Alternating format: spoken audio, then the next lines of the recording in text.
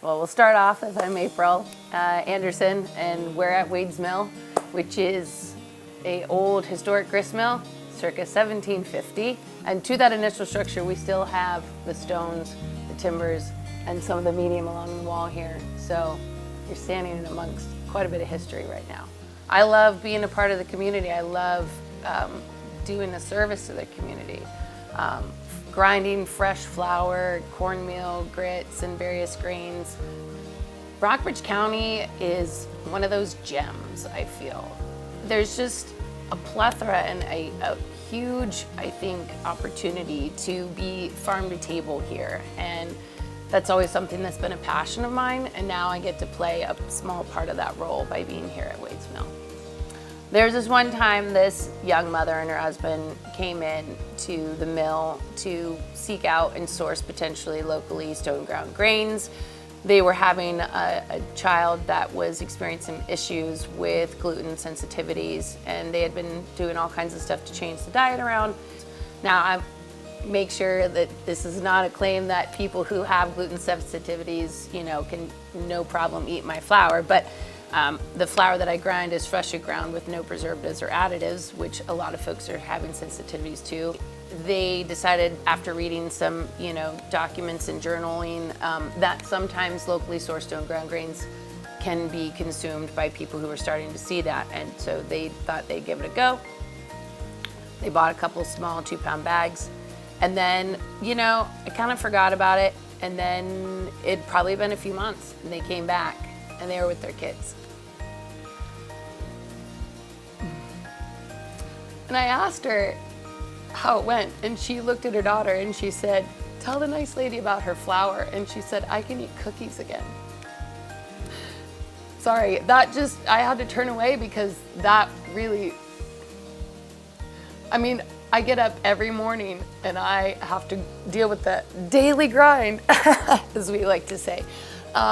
So when I get to see people that I make a difference in their lives, just by simply providing fresh grains and cornmeal and grits, it's very humbling. But it is, it's an honor.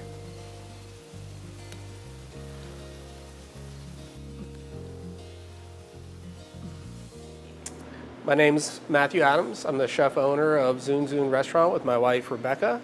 I grew up in Franklin County on a small organic farm. We raised vegetables and chickens, and we sold eggs to local restaurants. We sold vegetables at the farmer's market. Just kind of a small farm on the top of a mountain in the middle of nowhere.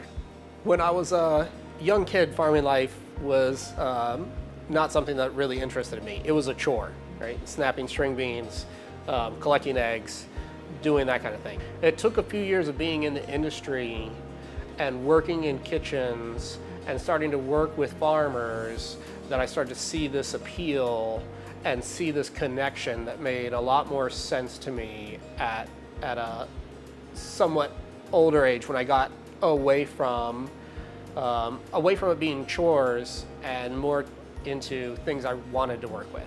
I wanted to get the good green beans. I wanted to get the good corn. I wanted to get the good eggs.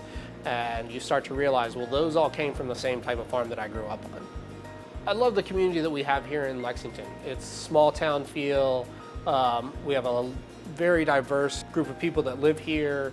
And being a small restaurant, we know the majority of the people come in. We are friendly with the people that come in. We know what they like. We know what they don't like.